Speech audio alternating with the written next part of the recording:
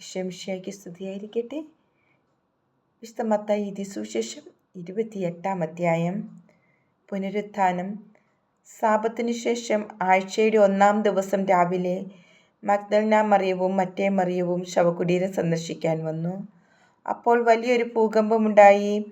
കർത്താവിൻ്റെ ദൂതൻ സ്വർഗത്തിൽ നിന്നിറങ്ങി വന്ന് കല്ലുരുട്ടി മാറ്റി അതിന്മേലിരുന്നു. അവൻ്റെ രൂപം മിന്നൽ പിണർ പോലെയായിരുന്നു, വസ്ത്രം മഞ്ഞ പോലെ വെളുത്തതും. അവനെക്കുറിച്ചുള്ള ഭയം നിമിത്തം കാവൽക്കാർ വിറപൂണ്ട് മരിച്ചവരെ പോലെയായി. ദൂതൻ സ്ത്രീകളോട് പറഞ്ഞു, ഭയപ്പെടേണ്ട, ക്രൂശിക്കപ്പെട്ട യേശുവിനെയാണ് നിങ്ങൾ അന്വേഷിക്കുന്നതെന്ന് എനിക്കറിയാം. അവൻ ഇവിടെയില്ല. താൻ അരുളി ചെയ്തതുപോലെ അവൻ ഉയർപ്പിക്കപ്പെട്ടു. അവൻ കിടന്ന സ്ഥലം വന്ന് കാണുവിൻ. വേഗം പോയി അവൻ്റെ ശിഷ്യന്മാരോട്, അവൻ മരിച്ചവരുടെ ഇടയിൽ നിന്ന് ഉയർപ്പിക്കപ്പെട്ടെന്നും നിങ്ങൾക്ക് മുമ്പേ ഗലീലയിലേക്ക് പോകുന്നെന്നും അവിടെ വച്ച് നിങ്ങൾ അവനെ കാണുമെന്നും പറയുവിൻ. ഇതാ, ഇക്കാര്യം ഞാൻ നിങ്ങളോട് പറഞ്ഞിരിക്കുന്നു. അവർ കല്ലറ വിട്ട് ഭയത്തോടും വലിയ സന്തോഷത്തോടും കൂടെ ശിഷ്യന്മാരെ വിവരം അറിയിക്കാൻ ഓടി. അപ്പോൾ യേശു എതിരെ വന്ന് അവരെ അഭിവാദനം ചെയ്തു. അവർ അവനെ സമീപിച്ച് പാദങ്ങളിൽ കെട്ടിപ്പിടിച്ച് ആരാധിച്ചു.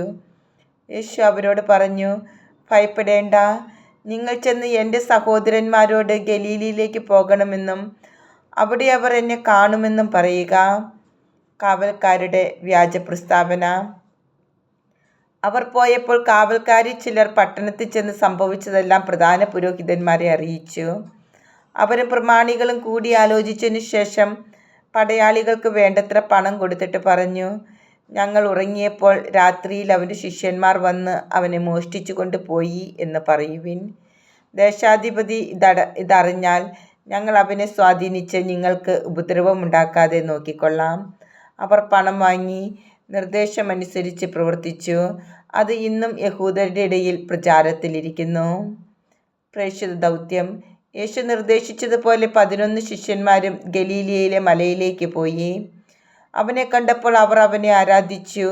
എന്നാൽ ചിലർ സംശയിച്ചു. യേശു അവരെ സമീപിച്ച് അരുളി ചെയ്തു, സ്വർഗത്തിലും ഭൂമിയിലുമുള്ള എല്ലാ അധികാരവും എനിക്ക് നൽകപ്പെട്ടിരിക്കുന്നു. ആകയാൽ നിങ്ങൾ പോയി എല്ലാ ജനതകളെയും ശിഷ്യപ്പെടുത്തുവിൻ. പിതാവിൻ്റെയും പുത്രൻ്റെയും പരിശുദ്ധാത്മാവിൻ്റെയും നാമത്തിൽ അവർക്ക് ജ്ഞാനസ്നാനം നൽകുവിൻ. ഞാൻ നിങ്ങളോട് കൽപ്പിച്ചവയെല്ലാം അനുസരിക്കാൻ അവരെ പഠിപ്പിക്കുവിൻ. യുഗാന്തം വരെ എന്നും ഞാൻ നിങ്ങളോട് കൂടി ഉണ്ടായിരിക്കും.